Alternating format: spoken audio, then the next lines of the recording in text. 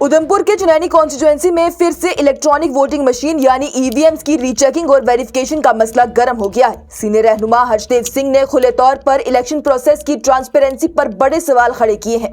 उनका यह कहना है कि अगर वोटिंग की गिनती बिल्कुल साफ और ईमानदारी से हुई है तो फिर ईवीएम्स की डिटेल चेकिंग से डरना क्यों। सीनियर रहनुमा हर्षदेव सिंह की जानिब से यह मांग की गई है कि ईवीएम्स के डेटा को दोबारा से चेक किया जाए ताकि ये साबित हो सके कि जो वोट डाले गए हैं वही रिकॉर्ड भी हुए हैं। इस हवाले से उनकी जानिब से ऑर्डर भी ले लिया गया था। उन्होंने ये भी कहा है कि अवाम का भरोसा तभी बना रहेगा जबकि सिस्टम बिल्कुल शफाफ होगा। वहीं आज गवर्नमेंट डिग्री कॉलेज उधमपुर को पूरी तरह से बंद किया गया है, जहां पर ये वोटिंग की रीचेकिंग नए सिरे से हो रही है। चुनैनी में लोगों के बीच भी ये बात चर्चा का मौजू बन गई है कि कई वोटर्स का ये कहना है कि हर बार इलेक्शन के बाद से ईवीएम पर सवाल उठते हैं, लेकिन सही तरीके से वेरिफिकेशन कभी नहीं होती। इस वजह से शक और अफवाहें भी बढ़ जाती हैं। इस हवाले से बात करते हुए सीनियर रहनुमा हर्षदेव सिंह ने कहा है कि वो ईवीएम में चोरी और बेईमानी करने वालों को बख्शेंगे नहीं। पूरी तरह से चेकिंग और वेरिफिकेशन की जाएगी ताकि सही बात सबके सामने आ सके और अगर किसी तरह की चोरी हुई है तो इसका सिला सबको भुगतना पड़ेगा। इन बेईमानों को मैं बख्शूंगा नहीं किसी भी कीमत पर। और आज यहाँ आए हैं, चेकिंग होगी, वेरिफिकेशन होगी। जहाँ जहाँ इन्होंने चोरी की, अगर ईवीएम्स में बेईमानी की होगी तो सिला सबको भुगतना पड़ेगा।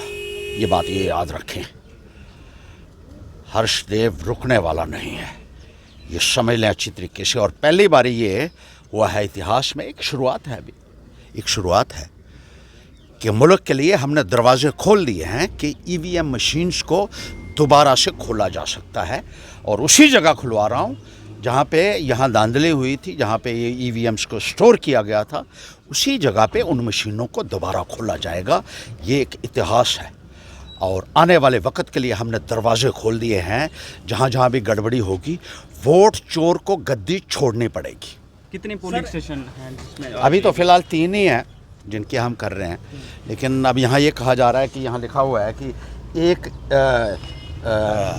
ईवीएम को चेक करने के लिए आपका एक रिप्रेजेंटेटिव हो सकता है। अब अंदर से ये मैसेज आ रहा है यहाँ पुलिस को, कहते हैं नहीं जी किसी को नहीं जाने देंगे। और इस कानून की भी धज्जियाँ उड़ा रहे हो, आपके अंदर जाने भी नहीं दे रहे हो। यहाँ लिखा है the applicant candidate shall be permitted to nominate 1 representative for each CNB।